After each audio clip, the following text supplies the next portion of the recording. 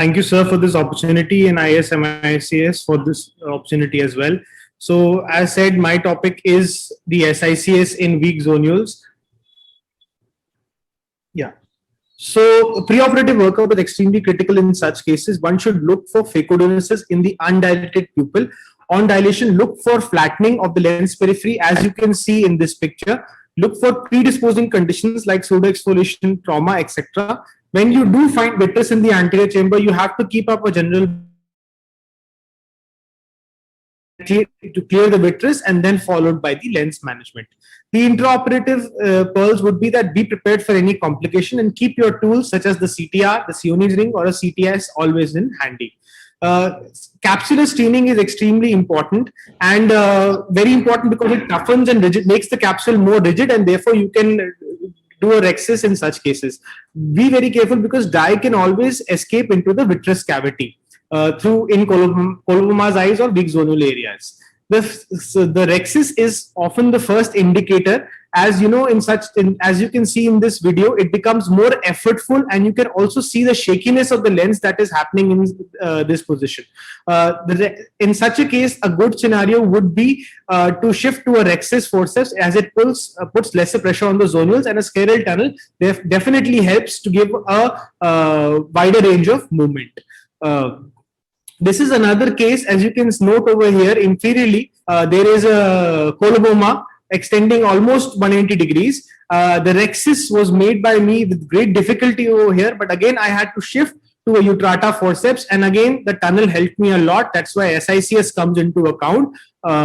Let's look at another third video. Now, this was a case with a hard brown-black cataract. There was no lens coloboma like the previous case in this case, but you can see there's a lot of flakiness, and I'm repeatedly showing the same movement to highlight that the lens is moving a lot. So in these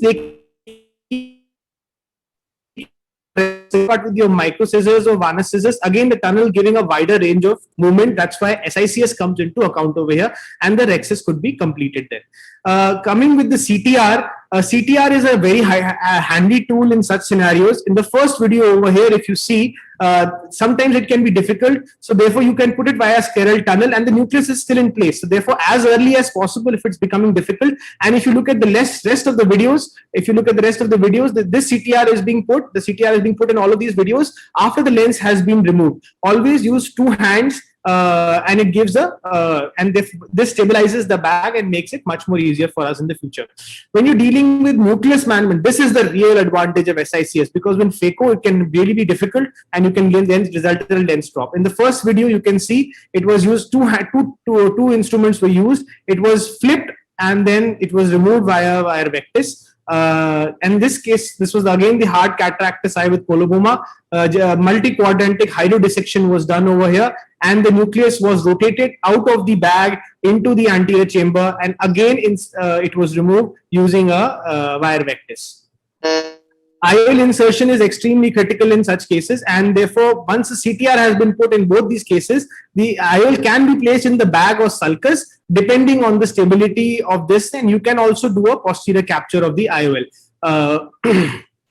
It is a good idea to check and multiple points that it is being centered. So therefore, and whenever you have absent capsular support, as you can see in this video over here, the iris claw IOL, again you need a scleral tunnel for such cases, is a very handy tool when the entire zonules and everything has been taken out and you remove the entire bag. This is a very good option for such cases. So to conclude, SICS is the backbone of all eye surgeries, and it makes difficult situations easier to handle.